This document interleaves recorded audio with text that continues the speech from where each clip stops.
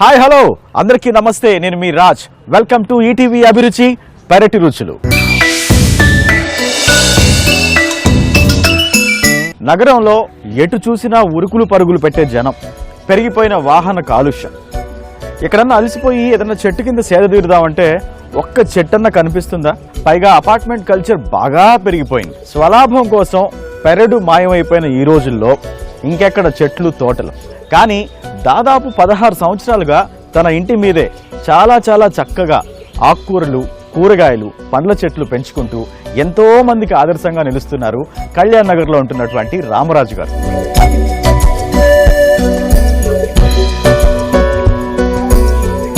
రామరాజు గారి దగ్గరికి వెళ్ళి చెట్లు నాటే ముందు ఎలాంటి జాగ్రత్తలు తీసుకోవాలి, దానికి ఎలాంటి సామాగ్రి మనం తెచ్చుకోవాలి, ఇవన్నీ తెలుసుకుందాం.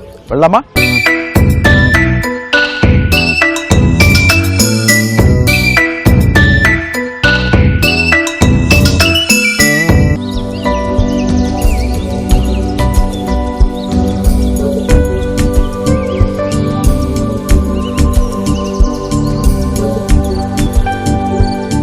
హలో రామరాజు గారు. నమస్తే మిస్టర్ రాజు. నమస్తే, ఎలా ఉన్నారు? బాగున్నానండి. మిమ్మల్ని కలవటం చాలా ఆనందంగా ఉంది నాకైతే. చాలా సంతోషం. ఎందుకంటే ఇంత పెద్ద సిటీలో పల్లెటూరులో ఉన్నట్టుగా అనిపిస్తుంది. మీ గార్డెన్ లోకి రావటం, మిమ్మల్ని కలవటం నిజంగా చాలా ఆనందంగా ఉంది. నాకు పర్సనల్ గా చాలా ఇష్టం రామరాజు గారు గ్రీనరీ అంటే. మీకు ఎప్పటి నుంచి అసలు ఈ ఆలోచన స్టార్ట్ అయింది? బేసిక్ గా మేము కోస్తా జిల్లాల నుంచి వచ్చామండి, వెస్ట్ గోదావరి నుంచి. విపరీతమైన గ్రీనరీ ఉంటుంది, 2 పంటలు చక్కగా వరి పంటలు పండుతాయి. అక్కడి నుంచి సిటీకి దగ్గర 30-35 ఇయర్స్ అయిపోయింది నేను వచ్చి. కాకపోతే ఈ బిల్డింగ్ కట్టుకుని మేము ఒక 20 ఇయర్స్ అవుతుంది ఇక్కడికి వచ్చి. నేను మా కజిన్ ఇద్దరం కలిసి కట్టుకున్నాం. కట్టుకుని నాకు మొక్కలంటే చాలా ఇంట్రెస్ట్. ఎప్పుడు నా దగ్గర 20 సంవత్సరాల నుంచి మొక్కలు కూడా ఉన్నాయి దీంట్లో. కొన్ని వీటిలో 20 సంవత్సరాల నుంచి ఉన్న మొక్కలు కూడా ఉన్నాయి. సూపర్ అసలు. అది కింద నాకు పార్కింగ్ ఉంది, కొంత ఏరియా ఖాళీగా ఉండి నేను వచ్చిన కొత్తలో ఆ పార్కింగ్ లో ఉండేవి అన్ని చాలా వరకు. దగ్గర ఒక 20 కుండీలు ఉండి, ఎప్పుడైతే కార్లు వచ్చినాయో అక్కడ మొక్కలు తీసేయవలసి వచ్చింది. పిల్లల్ని చూసినంత ప్రేమగా చూస్తే నేను ఒక ఆర్టికల్లో చదివాను, మొక్క మనల్ని గుర్తుపడుతుందంట రోజు వస్తే. అది విన్న తర్వాత నాకు అరే నేను వెళ్ళి మొక్కని రోజు చూసి రాకపోతే, తిరిగి రాకపోతే అవి బ్యాంకెట్టుకుంటాయేమో అని అంత ఇది సెంటిమెంట్ వచ్చేసింది నాకు. ఇంకొంతమంది మొక్కలతో మాట్లాడతారు అని ఎగ్జాక్ట్. కొంతమంది హార్టికల్చర్ డైరెక్టర్ ఒక ఆయన నాకు బాగా తెలుసుకున్న ఆయన ఇక్కడ పనిచేశారు. ఆయన మొక్కలతో మాట్లాడతారని చెప్తారు. ఆయన ఏదైనా మొక్క దగ్గరికి వెళ్ళి నువ్వు బాగున్నావా, నీ ఆకరే ఈ ఆకు ఇలా ఉంది ఇలా ఉంది ఏంటి ఇదంతా, నేను ఎందుకు చేయడం ఎందుకు పట్టింది నీకు, నేను చూస్తాను అంటే అవన్నీ అది ప్రశ్న సమాధానం వేసేసుకుని ఆ మొక్కతో మాట్లాడుతూ చేసేస్తారు అనమాట. అంటే నేను ఆర్టికల్ చదివాక అనిపించింది, ఓకే మనం ఇలా మాట్లాడుతుంటే అన్ని వాటికి కూడా తెలుస్తుంది, తిరిగి సమాధానం చెప్పలేకపోవచ్చు. అలా ఉంటే ఆ మొక్క చాలా హ్యాపీగా ఉంటుందని. ఇప్పుడు కూడా మనకు కూడా ఫ్రెండ్స్ ఎవరైనా వచ్చి చక్కగా పలకరింతే ఆ రోజంతా హ్యాపీగానే ఉంటుంది. ఎప్పుడైతే టెర్రస్ మీద పెట్టానో అవి పట్టుకొచ్చి మీటింగ్ కూడా ఇబ్బంది అయ్యింది, 4 మనుషులు పట్టుకొచ్చి ఇక్కడ పెట్టి ఎదిగిపోయిన మొక్కలు ఆ ఎండ బాగా తగిలేటప్పటికి అన్ని పక్కలని నాకు కింద అనేటప్పటికి ఒక పక్కే తగులుతుంది. ఎక్సలెంట్ గా తయారైన మొక్కలన్నీ. అరే చాలా బాగున్నాయి అని చెప్పి నేను ఒక్కో మొక్క కావాల్సిన యాడ్ చేస్తే దగ్గర ఇప్పుడు 360 పార్ట్స్ ఉన్నాయి పైన. మనం ఈ చూసి చిన్న పాటు పెద్ద పాటు ఏదైతే ఈ రకరకాల మొక్కలు 360 ఈ తొట్లు ఉన్నాయి నా దగ్గర పైన, మనం లెక్క పెట్టుకుంటూ పోతే. సూపర్ అసలు. ఎన్ని రకాల మొక్కలు ఉన్నాయి సార్ మీ దగ్గర? దగ్గర ఒక 100 రకాలు ఉంటాయండి. మొదట్లో నాకు రేర్ ప్లాంట్సే తెచ్చి పెట్టేవాడిని, ఏదో వాటి మీద ఎక్కడ దొరకని పట్టుకొచ్చి అని. తర్వాత అరే బాగానే ఉంది, కొన్ని కూరగాయలు పండించుకుందాం అనిపించింది. సూపర్ అసలు. దాంతో కూరగాయలు మొదలు పెట్టానండి. పాలకూర, తోటకూర, కొత్తిమీర, గోంగూర, అంటే ఒక 8 రకాల ఆకుకూరలు ఉన్నాయి నా దగ్గర. 8 రకాల ఆకుకూరలు ఆల్మోస్ట్ సమ్మర్ లో కూడా వస్తాయి అవి. ఇప్పుడు ఈ సమ్మర్ లో కూడా మేము బచ్చల కూర బాగా తిన్నాం. అలాగే మీకు చుక్క కూర, తర్వాత ఇది ధనియాలు వేస్తాం కదా, కొత్తిమీర, ఇవన్నీ ఎప్పుడు వస్తూ ఉంటాయి. దాంతోపాటు నేను చిన్న పందిర్లా వేసి ఇక్కడ మీరు చూడొచ్చండి, ఇక్కడ పైన క్రేపర్స్ ఉన్నాయి, మీకు పాదులు ఉన్నాయి, అన్ని పాదులు, బీర ఉంది, ఆనబా పొట్ల ఉంది, తర్వాత చిక్కుడు ఉంది. చిక్కుడు ఆల్రెడీ పూత కూడా వచ్చేసింది మీకు. ఇప్పుడు ఈ 10 రోజుల నుంచి పూత కూడా వచ్చింది. ఇలాగే మిగతా ఇప్పుడు నేను ప్రిపేర్ చేశాను సమ్మర్ వెళ్ళాక. జనరల్ గా వ్యవసాయదారులు ఏంటంటే మురగసిర కార్తీలో అది ఒక స్లోగన్, మురగసిర కార్తీలో మూన పెట్టాలి అని. అంటే మనం ఏవి పెట్టినా మురగసిర కార్తీకి స్టార్ట్ చేస్తారండి, తర్వాత రెయిన్స్ వస్తే ఎంత బాగుంటుంది. నేను అన్ని రెడీ పెట్టి తెచ్చుకున్నాను. ఇవాళ అన్ని నేను ఇవాళ రేపట్లో ఇవన్నీ రెడీ చేసుకుని రెడీ అయినాయి అన్ని సీడింగ్ మొదలు పెట్టాలి. మొక్కలు నాటే ముందు, విత్తనాలు విత్తే ముందు ఎలాంటి జాగ్రత్తలు తీసుకోవాలి, ఆ ప్రిపరేషన్ ఎలా ఉంటుంది అనేది రామరాజు గారు మనకి ఎక్స్ప్లెయిన్ చేస్తారు, తెలుసుకుందాం. రామరాజు గారు, మాకు ఒకసారి మా అందరి కోసం ప్రిపరేషన్ ఎలా ఉంటుంది ఎక్స్ప్లెయిన్ చేస్తారా? తప్పకుండా నేను అన్ని రెడీ పెట్టి ఉంచాను ఆల్రెడీ. ఎందుకంటే మీకు ఇప్పుడు ఈ మొక్కలు కుండీల్లో పచ్చగా మొక్కలు అన్నీ ఉన్నాయి. ఇవన్నీ ఈరంతా ఉండి మొక్కలు. అలా కాకుండా సీజనల్ ఈర ఏడికి వాటిని మారుస్తూ ఉండాలి. అదేదో 4-5 సంవత్సరాలు ఏమి కాయవి కూరగాయలన్నీ కూడా సీజన్కి మళ్ళీ కొత్తగా విత్తుకోవాల్సిందే వాటిని. సరిగ్గా ఈ మృగశిర కార్తె వచ్చింది, నేను ప్రిపేర్ చేశాను. దగ్గర నా దగ్గర ఒక 50-60 కుండీలు, కవర్సు, విత్తనాలు చెమ్మటానికి అన్ని ప్రిపేర్ చేసి సీజన్ స్టార్ట్ అయిందని చెప్పి విత్తనాలు కూడా తెచ్చి పెట్టుకున్నాను. అవి మీరు సరిగ్గా రైట్ టైంకి వచ్చారు మీ వాళ్ళ. మనం అవన్నీ చాలా చూడొచ్చునండి. అవన్నీ కూడా మేము ఇప్పుడు లైవ్ గా చూడొచ్చు. తప్పకుండానండి. రాజు రండి, మనం ఇక్కడ యాక్చువల్గా ఒక పాట్లో కుండీలో మట్టి ఎలా ఫిల్ చేస్తే దానికి చాలా కంఫర్టబుల్గా ఉంటుంది మొక్కగా నేను ఎక్స్ప్లెయిన్ చేస్తాను. మట్టి ఫిల్ చేసి ఒక కుండీలో ఇవన్నీ ఉన్నాయి, మన దగ్గర కావాల్సినవి ఉన్నాయి, మీరు చూద్దరు. కానీ అది ఫిల్ చేసి దాంట్లో ఇత్తనం కూడా పెడదాం. ఆ ప్రొసీజర్ మేబీ ఒక 10 minutes పడుతుంది మనకి. No problem. మీరు కుర్చీ కాదు అది, కూర్చోండి, అలాగే కూర్చుందాం. కూర్చుని ఇది కంప్లీట్ చేద్దాం. సో మామూలుగా అందరూ అనుకుంటూ ఉంటారు, జనరల్ గా ఒక తొట్టెలో కొంచెం మట్టి వేసాం, కొంచెం ఎరువు వేసాం, ఓ విత్తనం లేదంటే మొక్క పెట్టేస్తే వచ్చేస్తుంది, నీళ్లు పోసేస్తే అని అనుకుంటారు. కానీ దానికి ఒక టెక్నిక్ ఉంది. అది మనకి ఎలాగా ఏంటి అనేది మన రామరాజు గారు ఎక్స్ప్లెయిన్ చేస్తారు. సో సార్, నా దగ్గర 4 రకాల మట్టి కనిపిస్తుంది. ఇది ఇసుక, నాకు అర్థమైపోయింది, శాండ్ అంటాం. సో ఇదేంటో కొంచెం పీచు లాగా ఉంది. అది కోక్ పిట్ అండి, అది కొబ్బరి పీచు నుంచి తీసిన కొబ్బరి పొట్టు. ఇదేంటో వర్మి కాంపోస్ట్. ఇది ఎరువు, పశువులు వేరు సెపరేట్. ఇది వర్మి కాంపోస్ట్ అంటే అది ప్రిపేర్ చేస్తారు, 2 months లో రెడీ అవుతుంది. అది వర్మ్స్ ఉంటాయి, ఎర్త్ వర్మ్స్. అవి ఏం చేస్తాయంటే మనం పెట్టిన ఏ చెత్త వేసినా తినేసి వదిలేస్తూ ఉంటాయి. అది చాలా శ్రేష్టమైందనేసి మనం వాడుతున్నాం మొక్కలకి వర్మి కాంపోస్ట్. ఇదేమో ఎర్రమట్టి. సాధారణంగా ఏంటంటే మనం నేలలో అయితే అన్ని చూడక్కర్లేదు, అవసరమైతే సాయిల్ టెస్టింగ్ చేసుకుంటాం. కొన్ని మొక్కలకి ఇది లేదనుకుంటే దాంట్లో యాడ్ చేస్తాం. ఈ కుండీలో వేసింది కొంచెం క్రిటికల్. ఇది ఏదో కొంత మట్టి అరేంజ్ చేస్తాం, దాంట్లో మొక్క వేస్తాం, నీళ్లు పోస్తే వచ్చేస్తుంటారు. నీళ్లు పోయకపోతే మొక్క ఎలా పోతుందో, నీళ్లు ఎక్కువైతే 2 రోజుల్లో చచ్చిపోతుంది వేరుకుళ్ళు వచ్చి. అవును, ఏమి కూడా ఎగ్జాక్ట్ గా అంకుల్, ఎగ్జాక్ట్ గా మా ఇంట్లో అదే జరిగింది. 4 నెలలకి ఒకసారి అవి చనిపోతూ ఉంటాయి. మేము మళ్ళీ తీసుకొస్తూ ఉంటాం. అది ఎందుకు అలా జరుగుతుందో ఏంటో నాకు తెలియదు. వాటర్ పోస్తూ ఉంటాం, అన్ని జరుగుతూ ఉంటుంది, బట్ చచ్చిపోతుంది. అవునండి, వాటర్ ఎక్కువైపోతూ ఉంటుంది. అది ఎందుకంటే మనం వేసిన కుండీలో అడుగున వాటర్ నిల ఉండిపోతుంది. అది కొద్దిపాటి వాటర్ ఎక్కువ తీసుకునే మొక్క కొద్ది రోజులు ఉంటుంది. కొన్నాటికి వాటర్ అక్కర్లేదు, ఎప్పటికప్పుడు బయటికి పోవాలి. దానికి కావాల్సినప్పుడే వాటర్ కావాలి. మనం ఎలా కావాల్సినప్పుడు మనం భోజనం చేయాలో వాటికి కావాల్సినప్పుడు వాటర్ తీసుకోవాలి. ఎక్కువ నిల ఉండటానికి వీలేదు. నిల ఉంటే ఏరు కుళ్ళిపోతుంది, ఏరు కుళ్ళు వచ్చేస్తుంది. అంటే ఇంకా అది వాటర్ తీసుకోలేదు, వెంటనే 2 రోజులు చచ్చిపోతే ఇంకా రివైవ్ అవ్వదు. అది మళ్ళీ అదే మీరు నీళ్లు లేవనుకోండి, 2 రోజులు నీళ్లు పోయలేదు, ఎండిపోయింది, ఆకులు దాల్చేసింది, వెంటనే దాన్ని ఒక బకెట్లో ముంచేసి మళ్ళీ అలా పెడితే సెకండ్ డే థర్డ్ డే స్లోగా సిగురు వస్తుంది. కాకపోతే ఏరుకుళ్ళు వచ్చిన మొక్క, ఆ వాటర్ ఎక్కువై చచ్చిపోయిన మొక్క ఇంకా బతకదు. చాలా మంది, ఎందుకంటే నాకు 15 సంవత్సరాల నుంచి ఉంది, చాలా మంది వస్తుంటారు, మీకు మొక్కలు బాగున్నాయండి, మాకు బతకలేదని. ఇదని నేను ఎక్స్ప్లెయిన్ చేస్తుంటాను. యాక్చువల్ గా మన కుండీ అంటే ఈ రకంగా ఉండి ఉంటాయి. ఇంకా సైజులు రకరకాల సైజులు ఉంటాయి. దీంట్లో కంపల్సరీగా ప్రతి కుండీకి హోల్ ఉంటుంది. ఒకటే ఉండొచ్చు, ఈ పక్కన ఉండొచ్చు, 3-4 ఉండొచ్చు, ఇలా ఒకటే ఉండొచ్చు. అంటే మనం పోసిన నీళ్లు కంపల్సరీగా ఈ హోల్లో నుంచి కిందకి వెళ్ళిపోవాలి. ప్లాస్టిక్ కుండీలకైనా పల్చగా పెడతాడు, మనం ఏదన్నా ఒక మేకతోటి బెజ్జం చేసేస్తాం, చేయకుండా మటుకు వేయకూడదు. కంపల్సరీగా దాన్ని హోల్ ఉందో లేదో చూసుకుని దాన్ని ఓపెన్ చేసి దానిపైన ఏదైనా చిన్న పెంకు ముక్క ఇలా, అంటే మనం మట్టి వేసినప్పుడు మట్టితోటి ఆ హోల్ పూడిపోకుండా ఉండటం కోసం ఏదో ఒకటి ఇలా పెడతామండి. దాని మీద ఏదో ఒకటి పెడితే మట్టి వెళ్తుంది ఇంకా అక్కడికి. ఈ కింద నుంచి ఈ అడుగు పక్క నుంచి వాటర్ వెళ్ళిపోతుంది. కొంచెం ఒకవేళ పక్కన ఉందనుకోండి, దీన్ని ఇలా పక్కన పెడతాం. అలాగా అంటే మట్టి వెళ్తుందని ఒకటి, మట్టి వెళ్ళకపోవడం కాదు, ఈ మట్టి అంతా అక్కడికి జాయిన్ అయిపోయి అది కూడా సీల్ కింద అయిపోయి నీరు వెళ్ళదు కిందకి.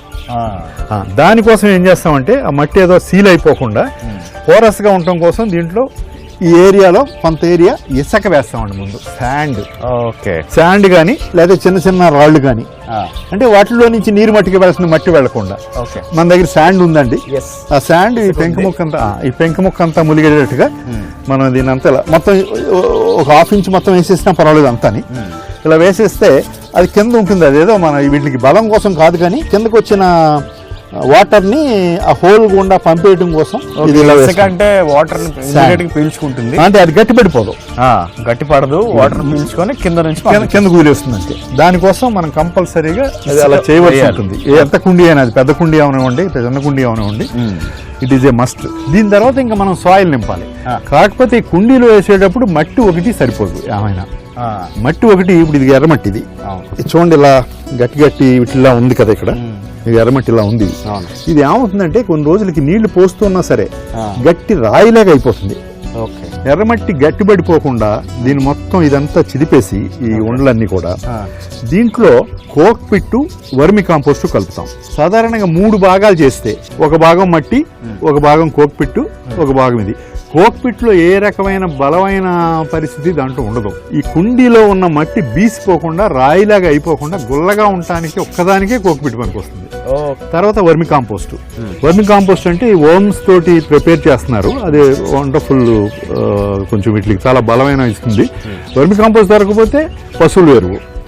పశువుల ఎరువు అంటే మన జనరల్గా పశువుల ఎరువు అంటే ఆవు పేడో ఏదో దోళ్ళకు వచ్చిన పేడ అని డైరెక్ట్ గా పేడగా వేసేయటం వల్ల ఒకసారి మొక్కచనం. ఇప్పుడు ఎలా అంటే ఇదివరకు విలేజ్ లో ఈ పేడ, మట్టి, గడ్డి అంతా ఒక పెద్ద గుంట తవ్వి దాంట్లో పడేస్తే సంవత్సరం అయిన తర్వాత దాన్ని తీసేవారు బయటికి. మీకు ఆ పైది ఏదో ఒక నెల ముందు వేసింది ఒక మాదిరిగా పచ్చిగా ఉన్నా అక్కడి నుంచి ఒక అడుగు లోపలికి వెళ్తే, 10 అడుగులు తవ్వేస్తే గొయ్యి, అడుగు లోపలికి వెళ్తే పారతోటి ఇలా తీస్తే దాన్ని చక్కటి కేక్ లాగా, చక్కటి గోల్డ్ కలర్ లాగా కనిపించి వచ్చేది. అంటే అది మగ్గిపోయి చక్కగా ప్రిపేర్ అయిపోయి ఉండేది. అది పశువులేరు అంటే అది. అలాంటిది దొరికితే ఎక్సలెంట్. అది లేదంటే వర్మి కాంపోస్ట్. దీన్ని ఏం చేస్తామంటే అలా 30% దాన్ని ఎగ్జాక్ట్గా కొలిసి వేయకపోయినా మన సాయిల్ని బట్టి చూసుకుని కొంత చూడండి, మీరు కోక్ పిట్ వేసేయండి, దీంట్లో కొంత వేసేయండి, పర్వాలేదు, ఇంకా వేయొచ్చండి. ఇంక మనం 30% దాకా అనుకుంటున్నాం కదా, ఇంకా వేయొచ్చండి. ఎంత బాగుందో, బాగుంటుంది అంతే. కొబ్బరి ఇది కదా, అవును. దాంట్లో మధ్యన కలిసిపోయేటప్పటికి అదంతా మొత్తం అంతా మట్టిని ఇలా పట్టుకుంటే అంతా గుల్లగానే ఉంటుంది. అవును, వేసేద్దాం, ఇదంతా వేసేయండి, పర్వాలేదు. అలాగే మనం వర్మి కాంపోస్ట్ కూడా వేద్దాం.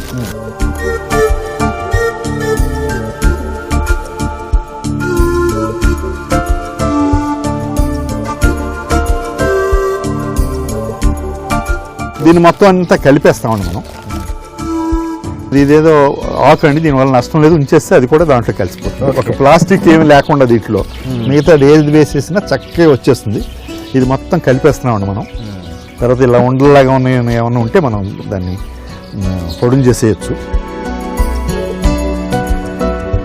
మొత్తానికి మొత్తం 3 పార్ట్లుగా మనం 3 భాగాలుగా వేసాం. మిక్స్ కూడా అయిపోయింది బాగా. అవునండి, ఈ మట్టి అంతా కూడా మిక్స్ చేసాం. ఇదివరకు అంతకు ముందే ఈ చిన్న మట్టి కుండీలో మనం చిన్న పెంకు ముక్క పెట్టి ఇసుక కూడా వేసాం.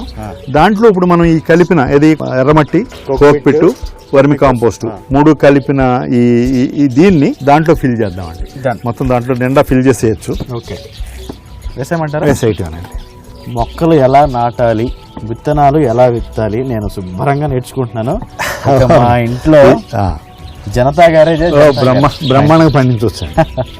సరిపోతుందండి, ఇది సరిపోతుందా? సరిపోతుంది. ఎందుకంటే మరీ ఎక్కువ ఉంటే రేపొద్దున మళ్ళీ కొద్దిగా ఏదన్నా వర్మి కాంపోస్ట్ కానీ ఏమన్నా వేసుకోవాలంటే దీంట్లో ఖాళీ దొరకదు. కానీ కొద్దిగా పెట్టుకుని అలా పెట్టుకుంటే ఒక హాఫ్ ఇంచ్ తోటి సరిపోతుందండి. ఇది మొత్తం మనం సూపర్ ఫిల్ చేసి దీంట్లో మనం ఏం కావాలంటే అది ఏది సీడ్స్, మన దగ్గర సీడ్స్ కావాల్సినవి ఉన్నాయి, నేను ప్రిపేర్ చేసుకోవడం ఉన్నాయి. ఫిల్ చేసి దీంట్లో మనం ఏం కావాలంటే అది ఏది సీడ్స్, మన దగ్గర సీడ్స్ కావాల్సినవి ఉన్నాయి, నేను ప్రిపేర్ చేసుకోవడం ఉన్నాయి. ఓకే, ఇప్పుడు మన దగ్గర ఏం సీడ్స్ ఉన్నాయి? నా దగ్గర ఇప్పుడు ఇక్కడ పట్టుకొచ్చిన తోటకూర ఉందండి. తోటకూర, తోటకూర పప్పు, అది yes. కూడా ఇంట్లో పండిన తోటకూర పప్పు ఉంటుంది, చేసుకుంటే అద్భుతం అండి. దానికంట వేరే అసలు మన ఇంట్లో పండింది ఏది ఉండదండి. ఇవి తోటకూర ఇస్తున్నారు. ఓహో, నేను విలేజ్ నుంచి పట్టుకొచ్చాను. ఇక్కడ దొరికేట్లకంట ఇవి చాలా బాగుంటాయి.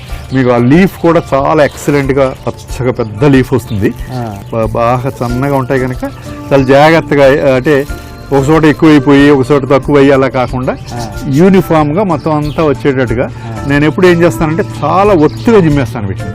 ఎక్కువ ఒత్తుగా, చాలా మంది అడుగుతారు అంత ఒత్తుగా ఎందుకు జిమ్మారని. మొత్తం అన్ని మొలకెత్తేస్తాయి, చాలా ఒత్తుగా వచ్చేసి తిక్కిగా వచ్చేస్తాయి. కొన్ని మొక్కలు దాంట్లో ఏపుగా వచ్చేస్తాయి. నేనేం చేస్తానంటే ఏదో రాగానే కొన్ని మొక్కలు రాగానే ఆ ఏపుగా వచ్చి ముందు పీకేస్తాను. ఆ కింద ఉన్నాయి మళ్ళీ స్టార్ట్ అవుతాయి. అలా 4 కాపుల వరకు చక్కగా వచ్చేస్తున్నాయి. 4 కాపులు వచ్చిన తర్వాత కొన్ని వాటిని నేను ఈ తోటకూర కాడ మీరు చూసుంటారు, ఈ లావును వస్తుంది కాడ, ములక్కాడలాగా ఇంకా పెద్ద లావుగా. ఆ తోటకూర కాడ కూడా బాగా ఇష్టంగా తింటారు. దానికోసం కొన్ని వదిలిపెడతాను, కొద్దిగా ఒక 4-5. మిగతా మళ్ళీ దాన్ని చక్కగా చేసేసి కొద్దిగా యాడ్ చేసి వర్మి కాంపోస్ట్, పశువుల ఎరువు యాడ్ చేసి మళ్ళీ జిమ్మేస్తాం. అంటే మనకి సంవత్సరం అంతా అది ఆకుకూర వస్తూనే ఉండాలి. మనం దీంట్లో పాలకూర కూడా ఉందండి, నా దగ్గర పాలకూర వేద్దాం. ఇది పాలకూర. అరే వా, అసలు ఎంత పాలకూర అండి ఇవి. మీరేమో కానీ నేను మాత్రం ఫస్ట్ టైం చూడడం పాలకూర విత్తనాలు. ఇదేంటి అంకుల్? తోటకూర విత్తనాలు.